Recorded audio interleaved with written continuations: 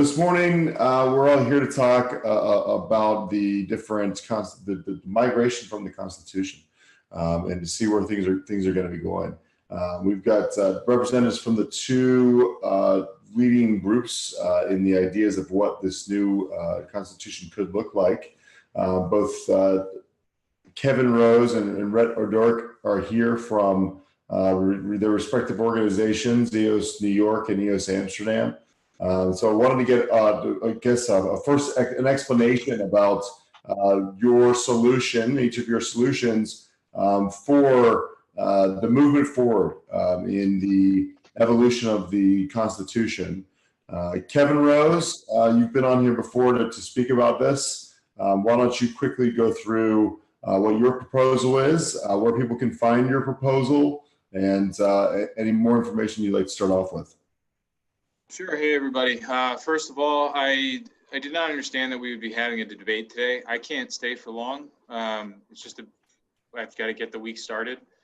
I thought we were going to do some long form discussions. Rhett, I had some questions, and they're a little involving. So I had hoped that at some point, you'd publish a response or send it to me privately, or it doesn't matter. But yeah, so. We wrote the EOS user agreement, which is meant to sort of minimize and simplify expectations about what EOS governance is. We think that all blockchains are governed blockchains, and as Brendan Bloomer said once, I thought it was a very smart way to describe it, is that all blockchains are voting machines, just some are better than others. And just governance is just a method by which we achieve collective decision making. It's the process for that decision making, and so we already do that in EOS. The token holder votes for the BP. The BP, they have the approval MSIG transaction 15 out of 21, and everything sort of rotates around that.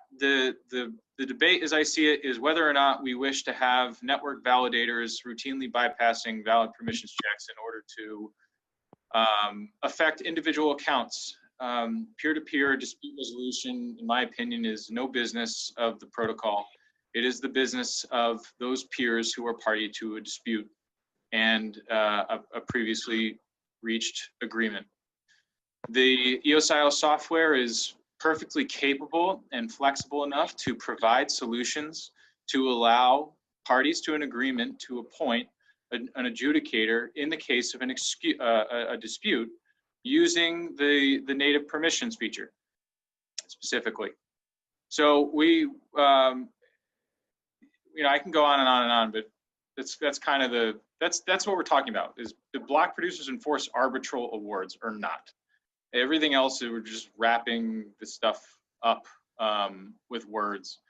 So that's the debate. Right now, DPOS says no. ECAF continues to issue orders. They fall on deaf ears. For a variety of reasons, those threaten the health of the chain, in my opinion, but there are those who would disagree with me.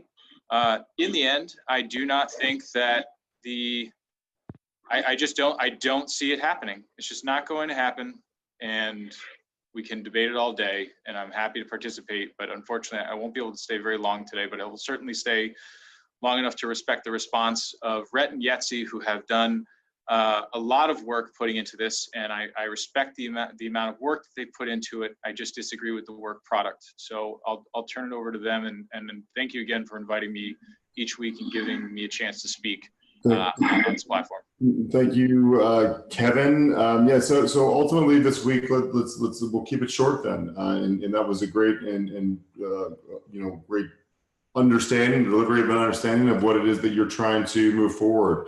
So not many people have heard the overall view on the other side here with Rhett. Rhett, why don't you explain exactly what you guys have pushed forward and how your proposal differs, and what your expectation is.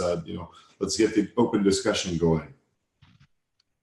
Well, I invited Jetse as an expert on governance in this call as well. We said we would generate 3 questions for New York, and that we would answer the 3 questions Kevin raised last time. We will do that.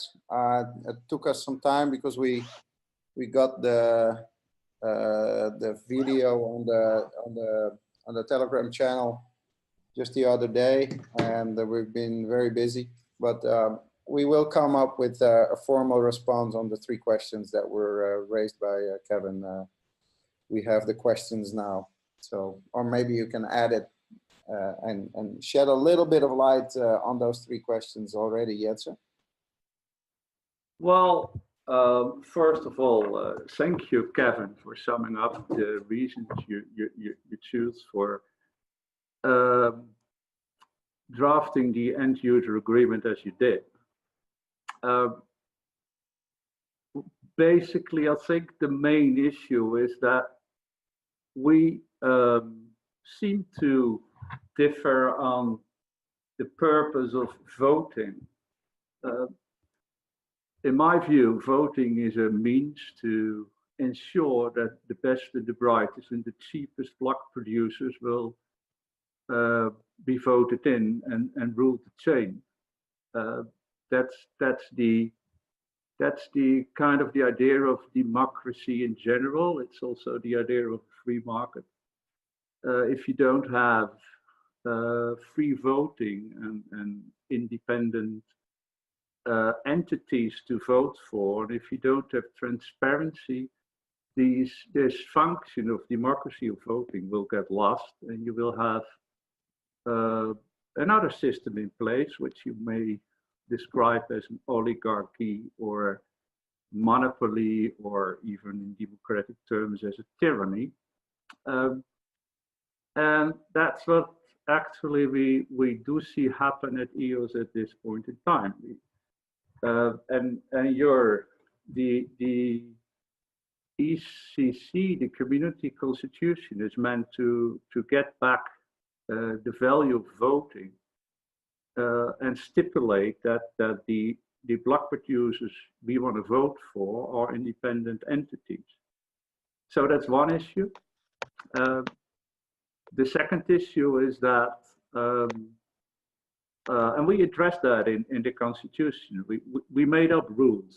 So the difference between the 2 versions the community is going to vote for is the difference between like an organized voting system or some kind of free-for-all libertarian system. Secondly, if you have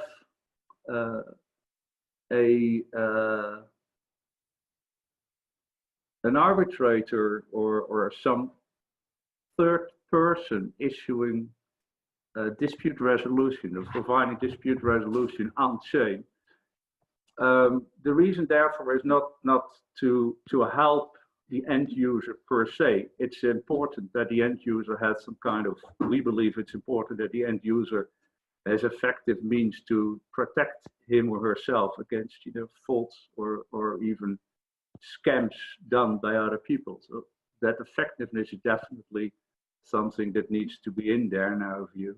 But more importantly, maybe, is that it's important that we want to protect the block producers as well, because if you don't have a dedicated alternative dispute resolution on chain, each of the block producers will be exposed to outside courts and get subpoenaed or whatever and will receive claims. For instance, in the case of lost or stolen keys, to get to restore access to the accounts that are compromised, for instance. And the fact that at this point in time the BPs are refusing to follow up on ECAF orders is not like the rain is coming out of the sky or something. It's a deliberate choice of those block producers. And if you make that kind of choices, you might act, or you probably will act, against the law in at least my country. So in my view, the block producers that do not follow on at this point in time ECAF order will be liable for not doing so. And it's not something I would like to see, but I think it's something that's rooted in the law that is applicable to, at least in my jurisdiction. And secondly, that's an issue. And further, if you no, I'll leave it at that. I think it's the liability issue for the block producer that we're trying to sort of organize, or we try to keep away from that by introducing the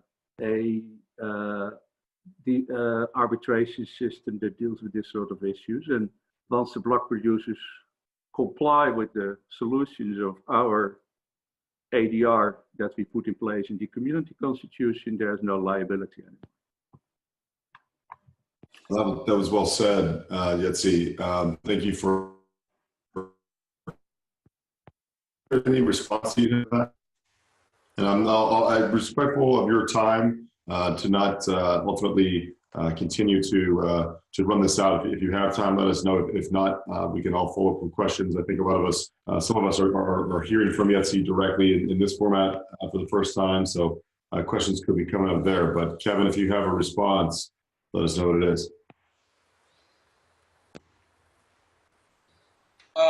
Not one that would allow us to keep this terse. Okay.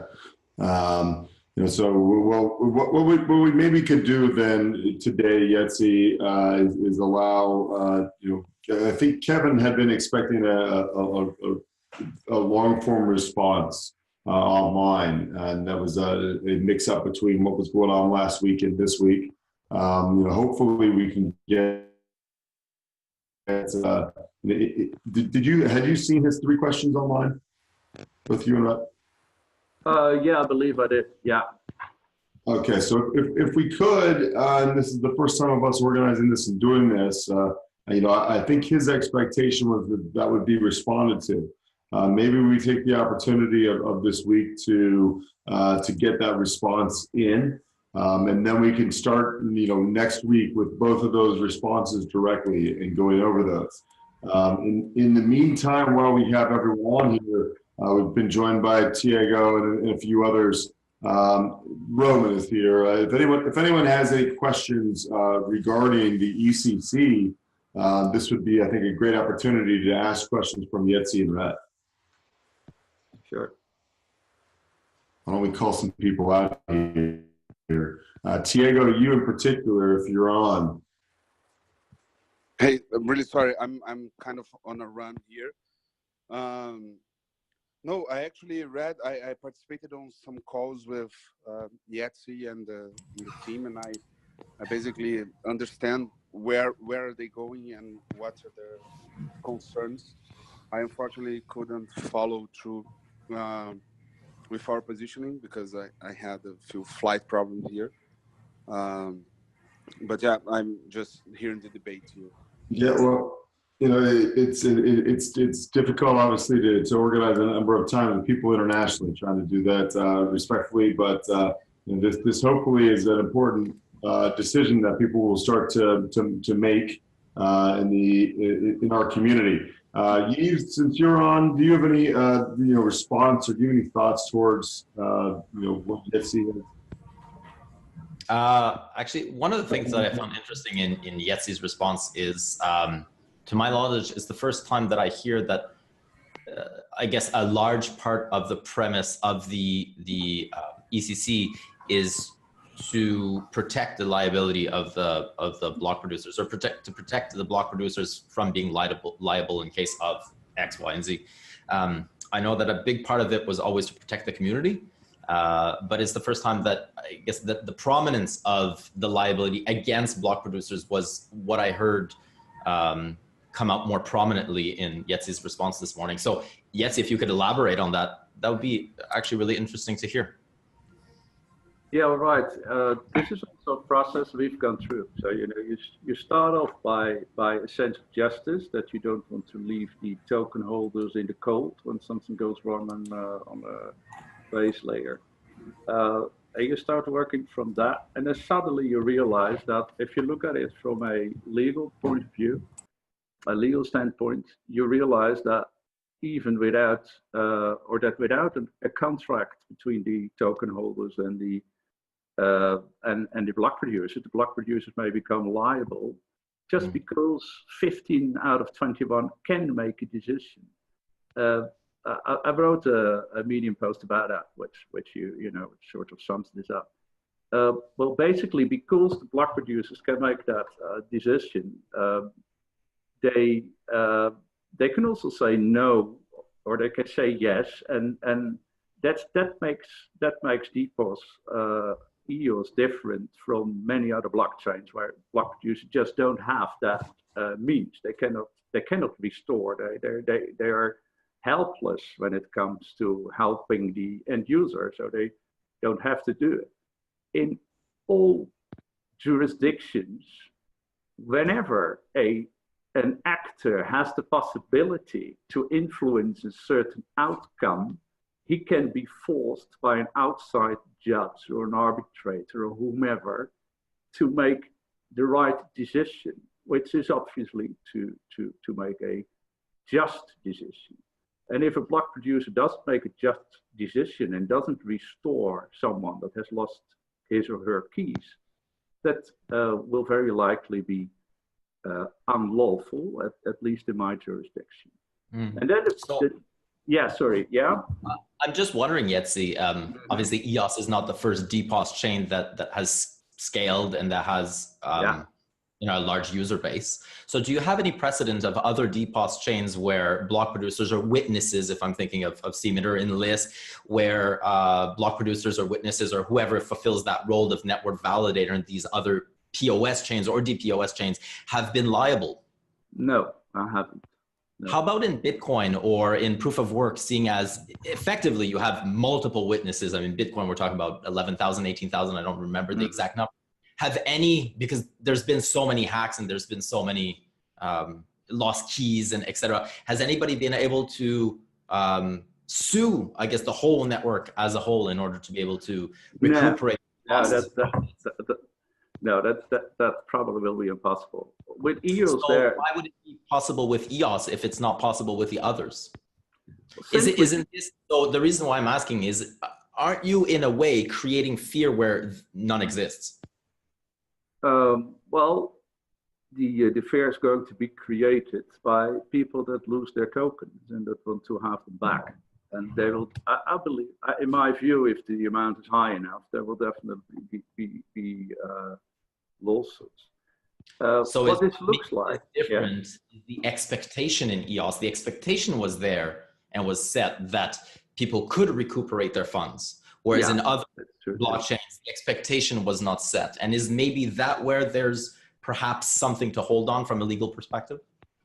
Well, there is a separate, I would say, risk which I haven't mentioned. That's that block one promised that that functionality would be there, but that's not what I mean. It's like if 15 people can decide not to do it, and they are existing and accountable entities, those 15 can be subpoenaed and be forced to do what is right. And the fact that that hadn't happened, as far as I know, doesn't mean that it's not going to happen. You know what this looks like, Kevin? Eve, sorry. I'm addressing Kevin, but I don't think he's online anymore. This looks strikingly similar to the first days and years of the internet as we know it, because I've been there. That's one. I think the sole advantage of being slightly older, and we had the same discussions. Literally, it was said internet is an international system. We got all these ISPs that are based all over the world. No one can touch them. There's no recuse for the people. The people that are the victim will have to learn to live with that. It will mean the end of copyright, etc., etc. So what happened there is that lawmakers stepped in and just said, set the rules for the ISPs, and those have been in place at least in Europe for I think 2 decades or so. So that's what happens there. In my view, EOS or any other DPoS blockchain will become very important will become the new internet.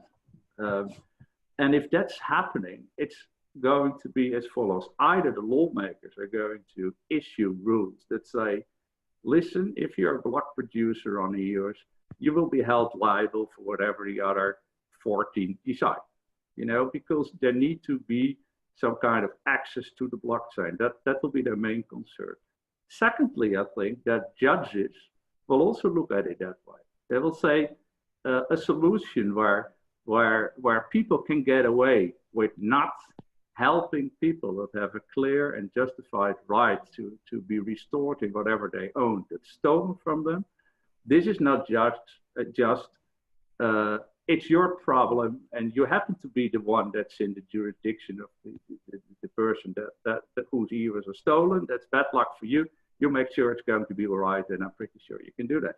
So it's because it's our EOS is an organization.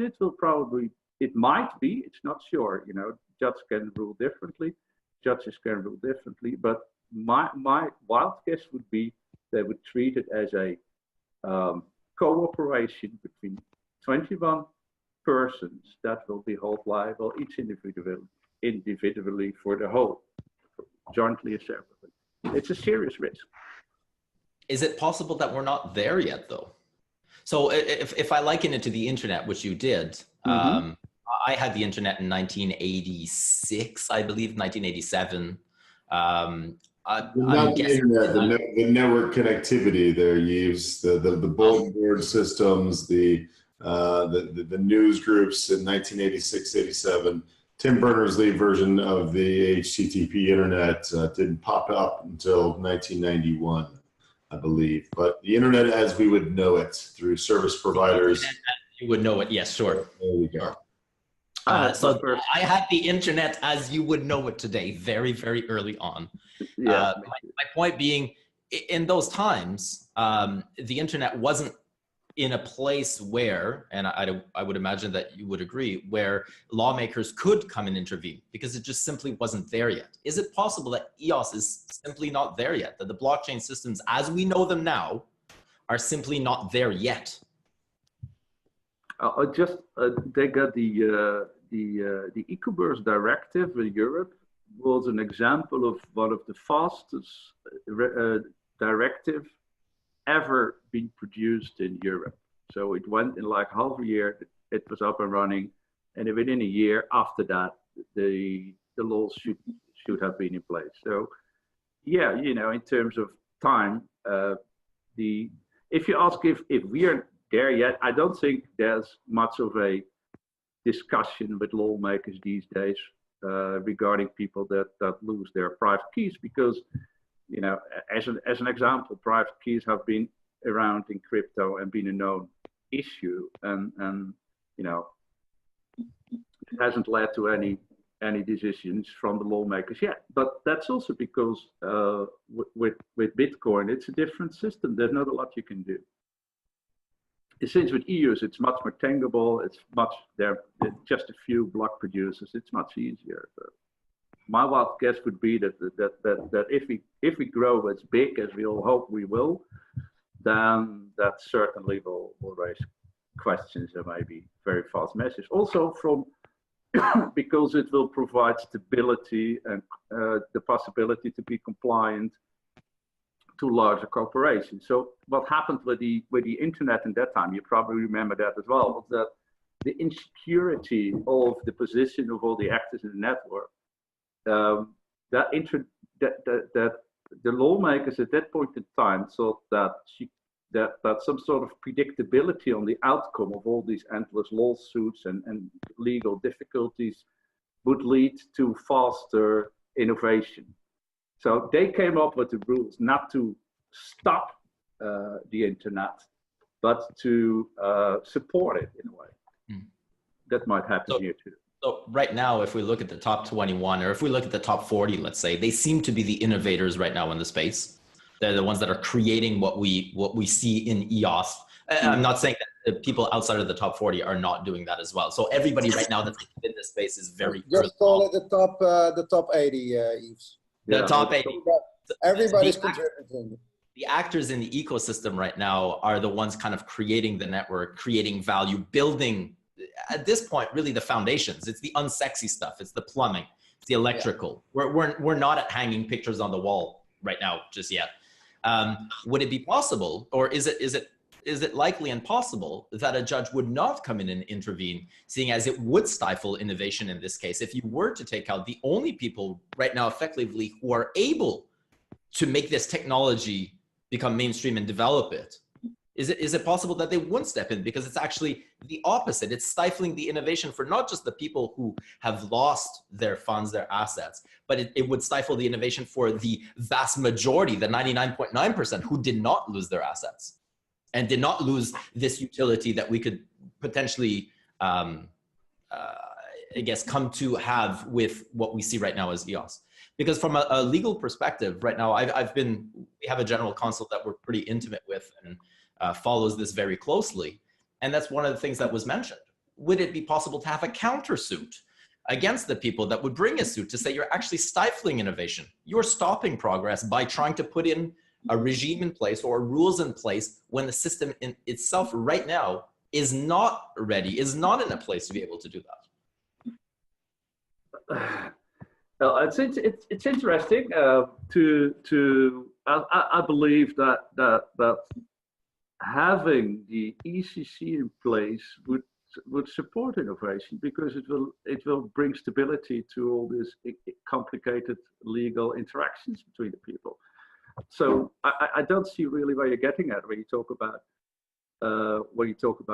halting innovation. I would say that once there's a decent ADR in place and block producers that kind of make a mess out of it and that are based in funny looking jurisdictions will be kept in line through a working and effective ADR arbitration regulation. That would actually promote innovation, and I'm pretty sure it would attract much more mainstream investors that, as we know, in Silicon Valley are paying the bills for a lot of very, very extremely innovative companies. So it's totally, in my view, it's totally the other way around. The end user agreement, as it's been proposed right now, will mean that you continue to have a lawless, non-functioning in a way regime. When you look at it from a democratic or more from a purpose sort of perspective, and introducing these rules, I'm totally stunned that you would suggest that would hamper innovation. Well, I'll use a concrete example. No, but the liability of the block producers might hamper innovation. Sure, I think that might be a risk because a serious company that might hesitate to take on risks like that, which is why we have a constitution that deals with it rather than ignores it. So maybe I can add a bit to the conversation. I was working with the Dutch police on a scam, the EOS scam, last week. That's why we also didn't have the answers on the 3 questions. There was a lot of work involved, big amount of money transferred, and somebody signed a scammed smart contract.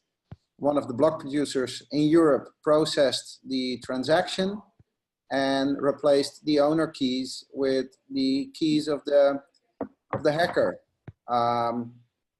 If you look at it from a liability standpoint, this is a pretty serious liability issue that needs to have protection for the block producers. It was a known scam. It was a smart contract that was up for days. And yes, somebody made a mistake. He had Scatter installed. He had his owner keys in Scatter instead of in a safe.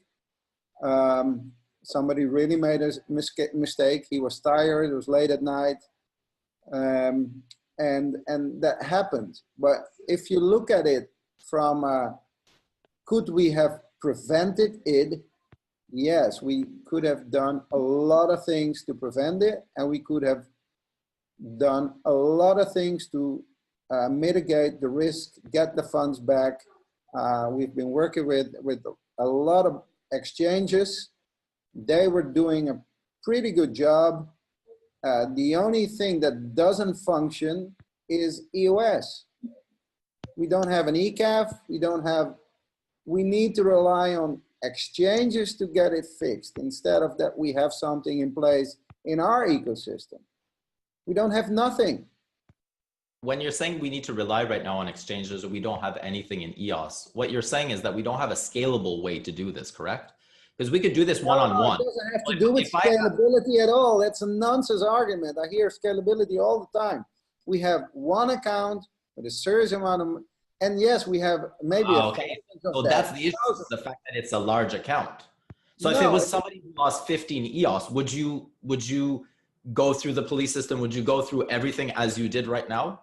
So is there perhaps a subjectivity in terms of this one matters more than the other? Because that's what we're seeing right now.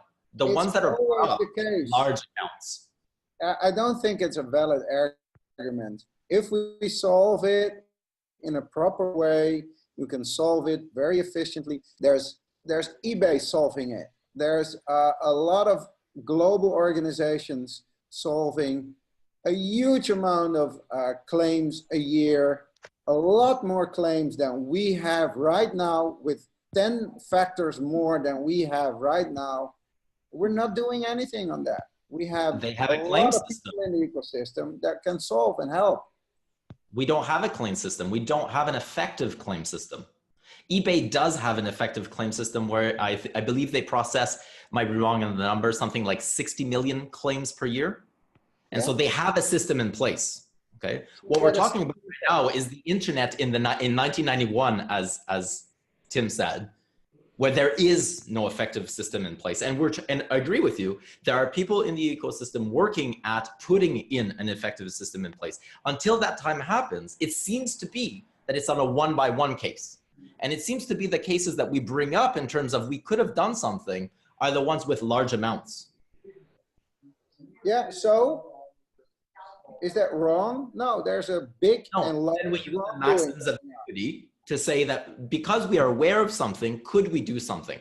In this case with PIOS, and in this case with all these other scams that are going on, oftentimes when we find out about them, the amount of work that's required in order to be able to do the detective portion and be able to effectively determine whether or not there is something tangible there to deal with. The idea or the intent was that ECAF would be dealing with that. And we've seen that it was a scalability issue. So even though you say it's not, the idea with ECAF, and we see that with, I think, 900 or so backlog cases, they simply did not have the means, and for various reasons. There's a bunch of different reasons why they could not deal with the volume. And now it's suggested that the block producers should be the arbiters. Then you decentralize it to 15 or 21 out of them, then you're upscaling it to a problem 20 times more large than it is. If you centralize it a bit and make it a marketplace, then it can be very effective. Let's break for just a moment here, Rhett. On that, he fully understood and fully heard. It sounds like I don't think we're in disagreement here. We've got an issue. We've got an issue with scaling this out. We don't know where the liability is going to lie. This is a big problem, and that's where the root of your proposal, I think, comes in. When looking at since we did lose Kevin here, this will be a placeholder for the conversation, which hopefully will continue into next week. In your belief, when you look at then scaling this out and you look at the EOS user agreement, what are the issues that you see might come out if the user agreement is adopted and we don't immediately address? Do we need to immediately address the block producer liability in your view, what might be some issues if we would move forward with the community the agreement as proposed by EOS New York. Well, the liability is not something you can solve through that agreement, so that will be just waiting like sitting ducks until one pulls the trigger on you. But what is more important is that what we addressed in the community constitution is a way to have the token holders that hold tokens through an exchange voting rather than the exchanges themselves. So in my view, our constitution is not so much about arbitration as well as about organizing a fair and democratic system. If the exchanges can vote and continue to be able to vote, that would mean that at the end of the day, the best exchange would get so many votes that such exchange itself, by itself alone, could pretty much appoint 15 block producers. Further, in the New York agreement, there's nothing to stop that exchange from establishing 15 block producers itself. So it would then have 15 block producers owned by, well, you can probably come up with a name that would be the eventual owner of those, totally owning the chain, setting its own rewards, being responsible for innovation, and have like a few, as Stalin called them, useful idiots on the side that would have support that agreement to be used as like some kind of marketing block producer that would prove that it was a truly international chain whilst being owned by just one party. And there's really nothing that in the user agreement to stop that from happening. Yeah, I'll respond real quick. In relation to that, we spent a lot of time working with different exchanges here doing protocol integration. So I have a pretty great relationship with a lot of exchanges, and that does worry me. Just this last week, I won't talk about who it is, but there is a top 10 exchange that now has seen their competitor exchanges have this control, and they're interested in some of this control themselves, now believing it to be a pretty easy route for them to use all of their underlying token holders' voting power to put up a block producer for themselves and vote for themselves is the question that they had to me about how they should be doing this. I let them know that that the community might feel might feel some sort of backlash against that. The idea for them would be to maybe come in and actually provide value and provide voting tools and kind of do that the right way. But as it is right now, it's a wide open world for any exchange, any particular wallets to come in. And you're right, it's not just one block producer that they can set up. It is as many as they would like. And that ultimately does have that issue.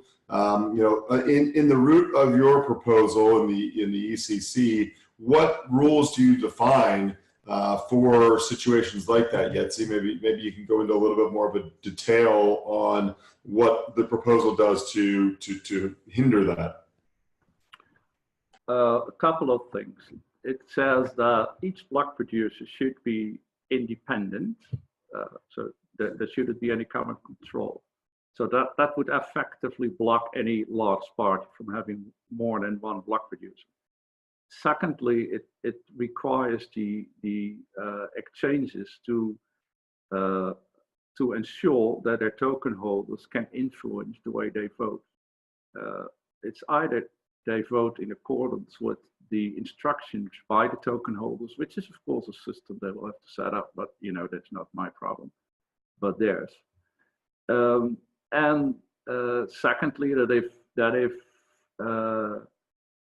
token holders wish to Basically that's it. That's it. It's a bit more complicated than that, but that's the very basis that would help. And then there's a third element that says that one could only control 1% of the votes. So there's like a one party could also only control 1% of the vote. So that's also some kind of safety valve on EOS ending up in hands of one big party. You know, I think that would be circumvented pretty quickly through the use of multiple accounts if someone was under large control. But those are good measures to kind of think about in that aspect. I definitely agree that that's something that we need to kind of get clear parameters on. But with the ability to have non-truly KYC, semi-anonymous block production, it makes it really difficult to understand who might be in control of what votes and where they're going. Absolutely. Yeah. So, I want to open this up to questions. If anyone has any questions towards the ECC, why don't we get some questions in? Sheriff, you're out there. You got any questions that you might want to add? No questions for the ECC. Roman? No. Okay, well, thank you for joining us this morning. No, I'm catching up on this issue, so I just tuned in to see. Yeah, it's the context. Thank you for joining us. The idea of the format is that we're trying to have open discussions on some of the things that should matter to us, and then get them out to the public to get people more informed. We need to raise the awareness of voting and what we're looking at. The original line was, the user agreement Constitution obviously does, we need to be focusing on this. We need to get something passed. The referendum system doesn't look like it's going to get anything passed anytime soon. But us all kind of collaborating around what direction we want to move as a whole, this doesn't necessarily have to be one versus the other. In trying to look at this format into what we are looking at clearly, maybe there is ratification on each of these things that they could potentially combine together. I'm not sure if it has to be one versus the other. If Jetse, Rhett, if you had any suggestions or any issues, or if there's anything that is on the user agreement proposal that to you are blaringly a mistake, what would that be?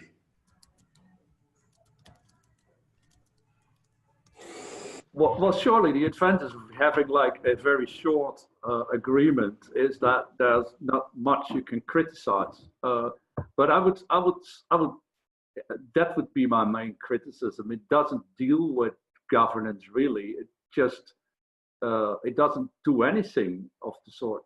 It just kind of lets it hang.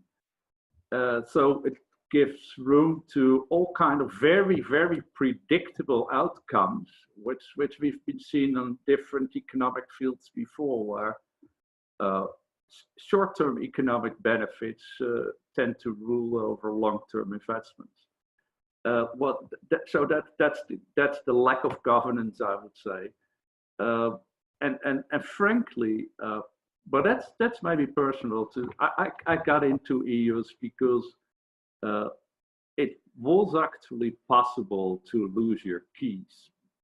I'm probably pretty, Rhett would disagree, but I'm pretty techie savvy. I don't make stupid mistakes. He's laughing at me right now. But compared to a lot of lawyers, at least I am. But this stuff with this private key and that you can lose it if your house burns down, I don't know. It feels very awkward to me. And I've always felt that if I own something, my face or the person I am in a way should be sufficient to get it back. So I have my two main concerns are: one, economical. We're creating a huge monopoly. We run the risk of doing that. That's one. And secondly, from a personal point of view, I would like to be crypto become more normal and let's say more apt to people that make mistakes, or human, if you like. I think our goal is that. Our goal is to have this be used by as many people as possible, and trying to create the systems that get us there is important. So, you know, if in this discussion, I mean, the idea is that we're trying to create further awareness of these two issues. You know, in your mind, Rhett, you know, we've got a solid probably 6 to 8 weeks before we're ever going to get close to doing anything, unless we start really getting momentum around either one or both of these concepts. You know, the idea that this vote can go in and that something can go in, and then we could start moving towards an additional proposal. You know, so say if we start with something that is on the lighter side, and then we can start creating a system. My problem right now with the referendum system is that nothing's ever going to pass. So, you know, trying to create a environment in which, you know, the elected officials, the elected guard of block producers, you know, we have a chance right now to, you know, ideally come together as block producers, determine the will or the signaling of your voters to be able to make a change, and if that happens, rely on whether or not that the voters decided that we made a good decision or not, based on the next the election cycle that we have, the continuous election cycle that we have, to determine whether or not that was the right way to move things. And if the voters feel that that's wrong completely, the idea that they would, you know, revote, move people out of office that made those decisions, and new decisions could be made.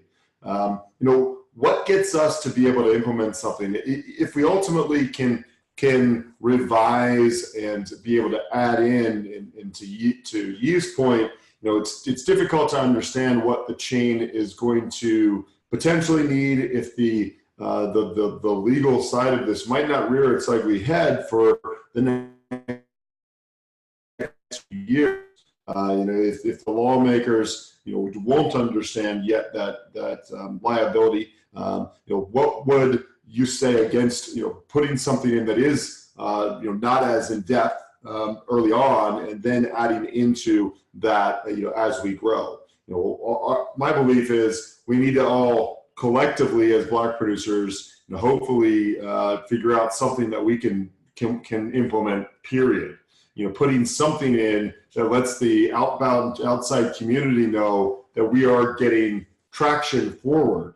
You know, if we're going to wait on referendum or items that are pushed over 15%, this chain, I have some serious issues and doubts that we'll ever get to that this early on.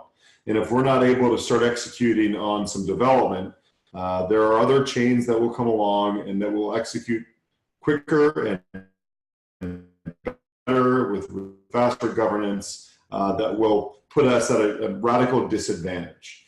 So, you know, in your minds, what can we do to, you know, look at these proposals, you know, try to get comfortable around the ideas between the two of them, if they're two of the strongest proposals thus far. And I know Tiago and the EOS Rio team we're putting together some ideas as well. But what can we do to kind of formulate what needs to go in now, and maybe put us in a position to act? So Yves, you look like you've got something to say. Yeah, so I really echo your sentiments, Tim. This is really not to discredit any of the work that Jetse, that I believe Sharif as well. We were on the calls as well for the ECC. There's a variety of people that were there contributing to this. This is really not to discredit any of that work. Part of my issue right now with the ECC is I just don't think it's ready yet, in the sense, and what's concretely missing from this is the technical aspects that are just not integrated within. A concrete example of that is we just received another ECAF order this morning, which apparently has been there for 2 weeks or so. Nobody knew because they never sent it out. Now they just finally put it on chain. And again, when we go through the list of the actions required, it's again asking block producers to change keys to put the same owner and active key. That's a clear misunderstanding of the permission set within EOS. And my big issue right now with the ECC is that it still does not take into account the functions that are built within the software that could be leveraged to actually provide protection. In the meantime, I agree with you, Tim, and Jetse as well. I think the idea is to get to that point at some point. We all want this. I think we all agree that we want mainstream adoption, regardless of who you are in the ecosystem. I think everybody wants mainstream adoption. Everybody wants faster decision-making process and effective, not just faster, but effective and not right, but I guess right in a way, good decision-making process. That's subjective, but and in order to be able to do that, it is my personal opinion at this point, and I've done quite a 180 on this, is that we're not there yet. We don't have the tools in place in order to be able to help make whoever's going to make those decisions, help them make their decisions in an effective and scalable time frame. We've seen that many people on this call have been working on different projects or different tools or different pieces of the puzzle to be able to form what I believe will be required in the very end. I just do not believe that we're there yet. And I think a big part of that is still a misunderstanding of what's possible within the software that can be and should be leveraged in order to make this this vision, this dream a reality. But I don't think it discredits, and I think to the question of what can we keep doing? I think we keep having these calls. I think we keep having discussions that are respectable. I think we keep building together until we come to a consensus. The reality is that in order to be able to get everybody around the table agreeing on whatever next steps should be requires a lot more work. We're not there yet. It's not just the people on this call that need to make this decision. Right now, realistically, in order to get anything passed, we need 15 out of 21, and we don't have, I don't think there's anybody on this call that's even in the top 21. So realistically, this is not happening. We need to keep having these calls. We need to keep getting the people that are the decision makers at the table involved, saying why it's important, what the vision is, but we need to take into account so many variables. I think we're trying to jump when we're still learning to crawl at this point. Yeah, well, if I might, thank you, Yves. Of course, it's quite true what you're saying, that there's a lot in the software, you know, the software has possibilities that we might use to extend and didn't do. What we do with any constitution is just writing down how it should work. I mean, at the end of the day, I look at the constitution as more a functional design for how the software should work than anything else. And if you look at it that way, there's functionality lacking maybe, and it could all be automated better. But the guidelines are there, and it's not more, but also not less than that. So that's how I think you should look at it. We need to, as for now, we really need to have like a point on the horizon where we want to go, you know, with this community. And if we have that point on the horizon, we will write the code to allow for easy implementing outside core decisions. I mean, how difficult can it be? You know? Not too difficult. Really, it's difficult because it's not happening right now. So clearly, it's not easy. I know it's not happening right now. But why is that? Because there's no constitution that's actually working. You know, I don't know. Well, anyway, that's maybe where you and I are different. Funny. I don't think it's the constitution that's missing. I'm looking at this. This comes back to where we started when I said block producers have a choice, which is why they might become liable or at least responsible. If you have choices, you need guidelines to choose by. And if you have guidelines to choose by, you should write them down and be transparent about it. And that's why we have, you know, written rules that allow for predictability in outcome, choices, etc., and democracy, and blah, blah, blah. So, in my view, first the rules and then the software.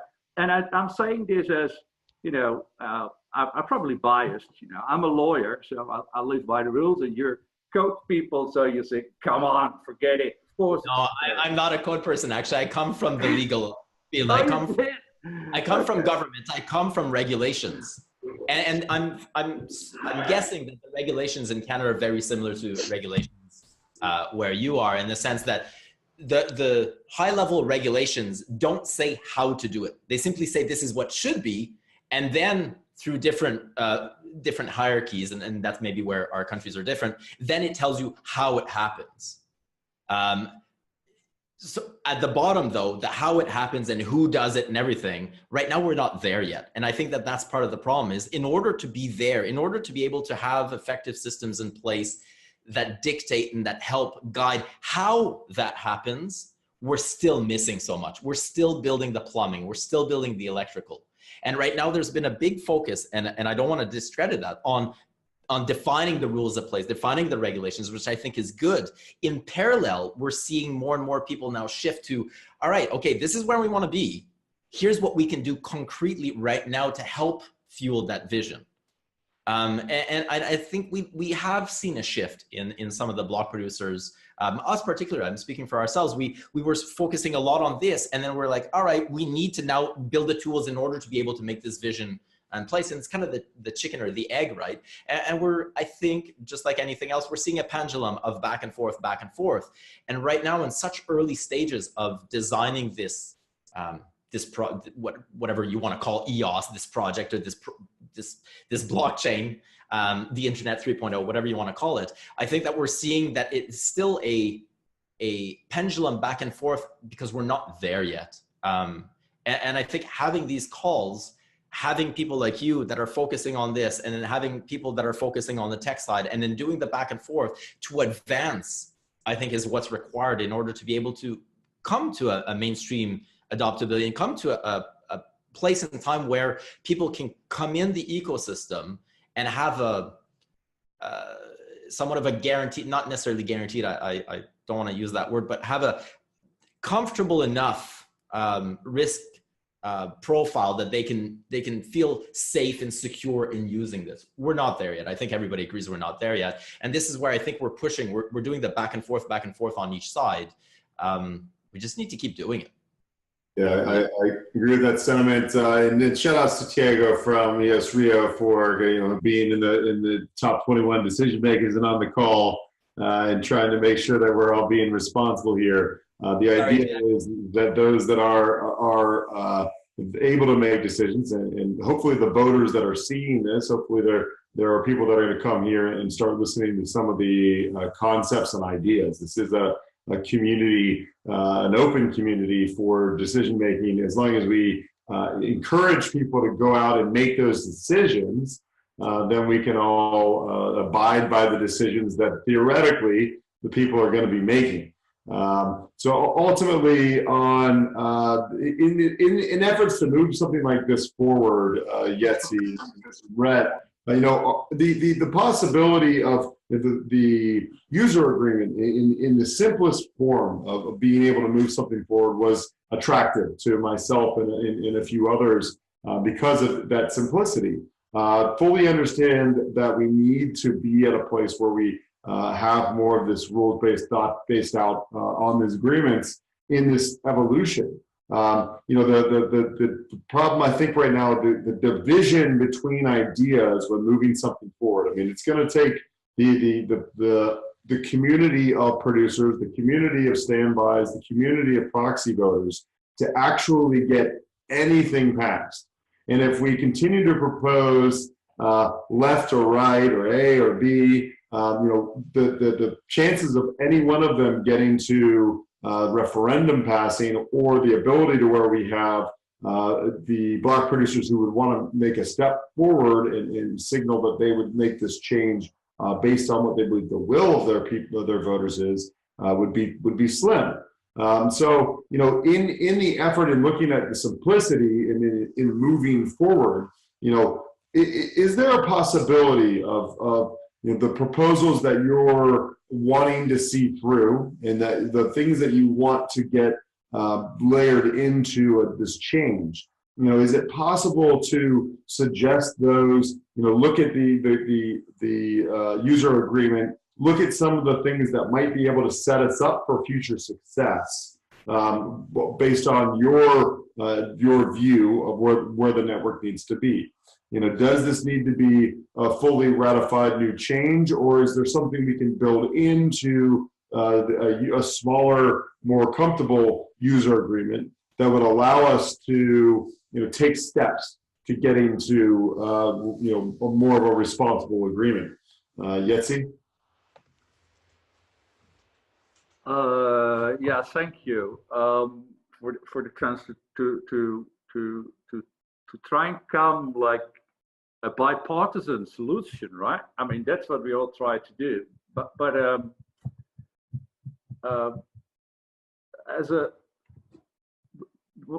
there's few issues. I know many people out there, including yourself, I believe, love the simplicity of the user agreement.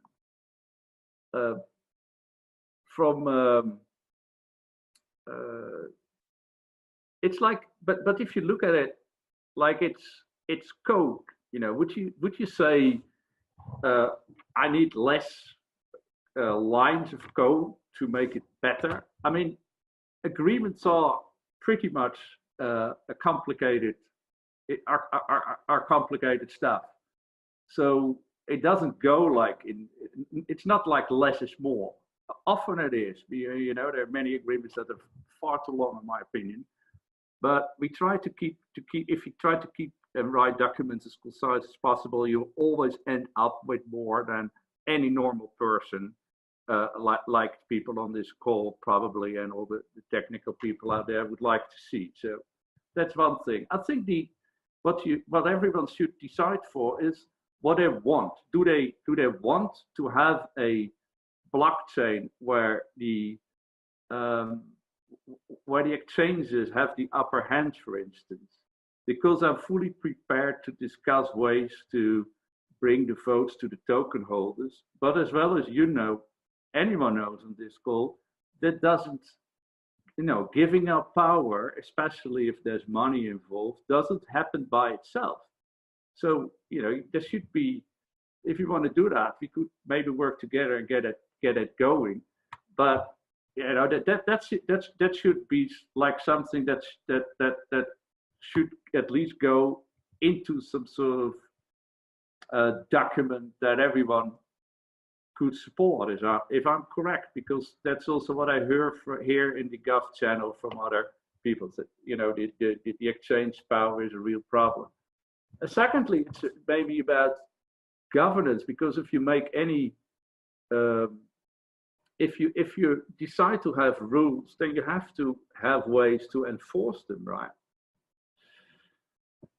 So if you talk about moving forward, I think it's or like having one go where us and Kevin can be happy about. I don't see that happening anytime soon.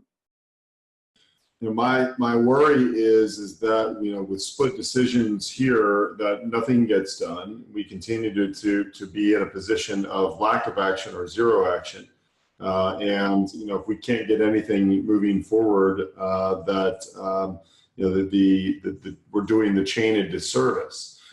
So ideally trying to find the smallest action to move forward to kind of create momentum. To be able to take further and larger actions. That's the kind of my goal, or with the thought behind at least the discussions on all of these things. And if we have two sides embattled to sway votes or to sway decision makers in the chain one way or the other, we could be looking at standstill for quite a while. In tech, I like the idea early on of move fast and break things. I still do believe that there's so much more to go with the growth of this, and we're not going to have a system in place that we're going to be satisfied with for the next decade.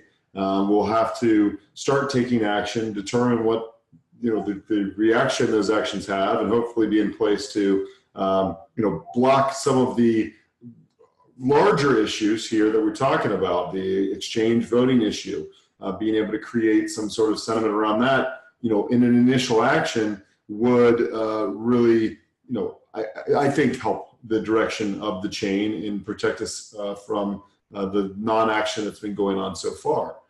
So, in that effort, ideally we'll bring this back and have a further, conversation with this, next week with Kevin as well. But, a lot of us, myself included, just want to take action, want to determine what to do. If we sit on both sides of this and neither side, and both sides each get people that are supporting them, we have an infight. We have a battle inside that might not allow us to take any action. It is a danger that might happen. On the other hand, that's called democracy. But what I would like to know, Dan, from our point of view, is what elements of the community constitution the people that are against that constitution or are in favor of the user agreement feel it's worth introducing them into some kind of solidated one document. It's a bit of a one-way talk, because there's a lot more in the constitution. There's hardly anything in the user agreement. So if you want to come to a document, it's going to be that stuff from the constitution, for the community constitution, will have to move into the document based on the basis of the New York user agreement, something like that. I mean, there's nothing in the user agreement that I would like to have in the community constitution, because there isn't much. So it's going to be like this one way. It's fine with me, but just and I see the problem. It would definitely be better if all 50 block producers would support one constitution, and I'm perfectly willing to work on that. But there should be some movement then.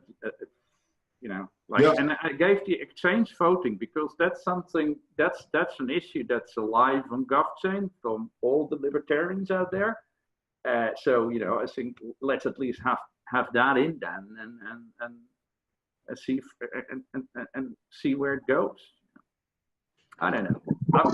I'm perfectly happy to discuss that and see if we can come up with something. Well, thank you for that. Does anyone have any questions right now?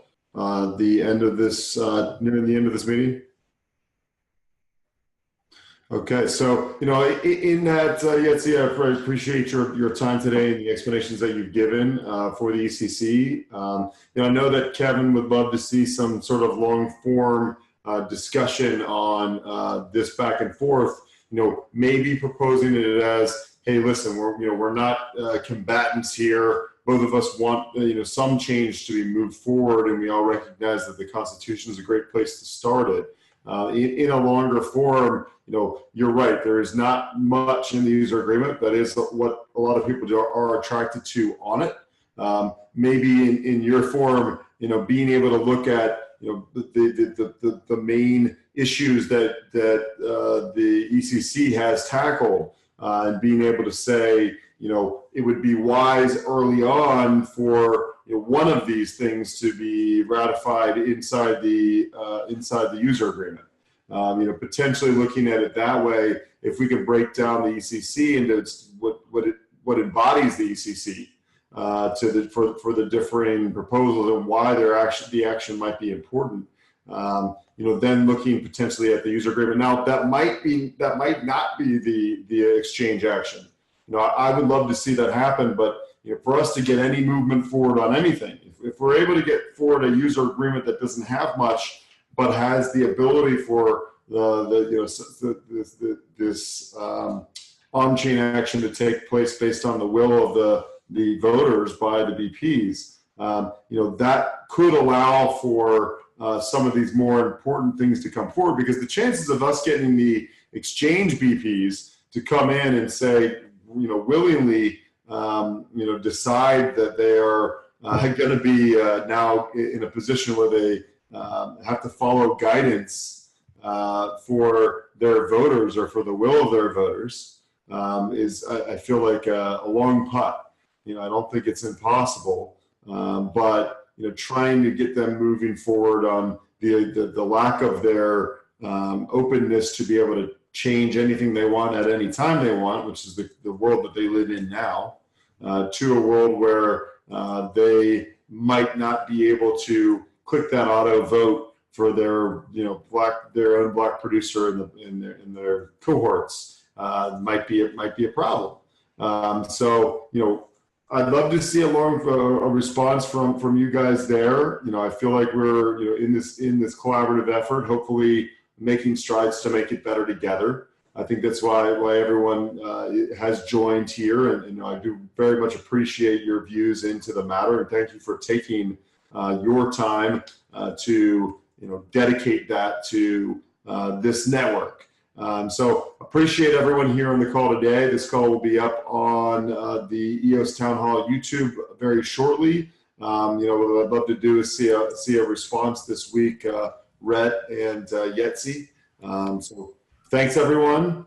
This is the beginning of a new week, and let's continue this discussion to next week.